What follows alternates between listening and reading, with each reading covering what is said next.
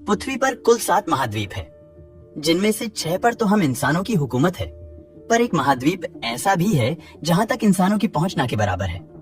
महाद्वीप अंटार्कटिका है।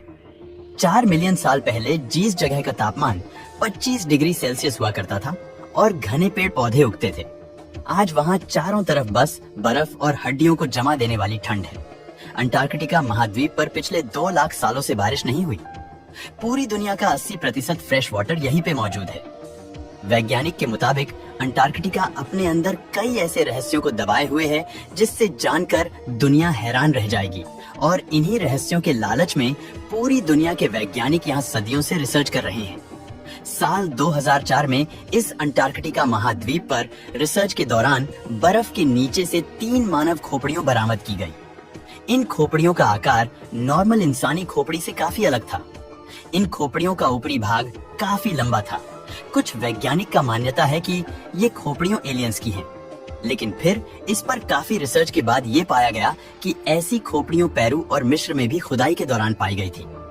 कुछ वैज्ञानिक तो ऐसा भी मानते हैं कि लाखों साल पहले अंटार्कटिका पर एडवांस सिविलाइजेशन का वास था, जो क्लाइमेट चेंज के चलते समाप्त हो गई और ये महाद्वीप बर्फ के चादर से ढक गई। इन खोपड़ियों के पीछे का रहस्य तो आज भी अनसुलझा ही है, पर रिसर्च के मुताबिक इनका ताल्लुक मिस्र और पेरू में बसने वाले जनजातियों से ही है, क्योंकि पेरू और मिस्र के लोग अपने सर को लंबा करने के लिए एक प्रक्रिया को फॉलो करते थे, जिसके कारण उनकी खोपड़ी यूं लंबी हो जाती थी।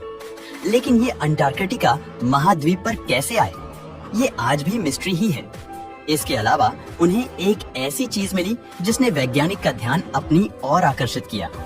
अंटार्कटिका पर वैज्ञानिक को एस्टेरॉयड के टुकड़े मिले जो कि 5 लाख साल पुराने थे, लेकिन 2015 में वैज्ञानिक को ऐसे ही एस्टेरॉयड के टुकड़े मिले जो मंगल से आए थे। जब साइंटिस्ट ने इस पर बारीकी से जांच की तो उन्हें इसमें सूक्ष्म माइक्रो ऑर्गेनिज्म के ट्रेसेस मिले, तो ये साबित करने के लिए काफी था कि मंगल पर भी कई तरह के माइक्रो ऑर्गेनिज्म बसते हैं। पर सोचने वाली बात यह है कि जब एक छोटे से टुकड़े में माइक्रो ऑर्गेनिज्म पाए जा सकते हैं, तो मंगल पर कितनी मात्रा में ऐसे जीव होंगे। अंटार्कटिका पर रिसर्च के दौरान वैज्ञानिकों को ऐसी बात पता चली जो इंसानी सभ्यता के लिए किसी खतरे की घंटी से कम नहीं। वैज्ञानिक को रिसर्च के दौरान अंटार्कटिका के बर्फ की मोटी चादर के नीचे लाखों प्रकार के खतरनाक वायरस मिले। इनमें से अगर 2-4 वायरस भी एक्टिव हो गए तो पूरी दुनिया में भयंकर महामारी ला सकते। पर वैज्ञानिक के मुताबिक जिस तरह हम धरती को प्रदूषित कर रहे हैं, उसके चलते ग्लोबल वार्मिंग की मात्रा बढ़ रही है, और अगर धरती ऐसे ही गर्म होती रही तो महाद्वीप के सारे बर्फ पिघलने लगेंगे, और बर्फ के पिघलने से उनके नीचे करोड़ों सालों से दफन खतरनाक वायरस एक्टिव हो जाएंगे। इसी तरह की अनजान और जानलेवा महामारी फैलने लगेंगी, जिसके चपेट में पूरी इंसानी सभ्यता नष्ट होने के कगार पर आ सकती है। जैसा कि हम सभी जानते हैं कि धरती के हर महाद्वीप पर अनगिनत झीलें नदियों की भरमार हैं, लेकिन अंटार्कटिका महाद्वीप जो बर्फ से ढका है और यहाँ भी पानी के झील हो सकते हैं, ऐसा किसी ने इमेजिन भी नहीं किया था। लेकिन रिसर्च में ये बात सामने आई कि बर्फ से ढके इस महाद्वीप पर 400 से ज्यादा झील मौजूद है।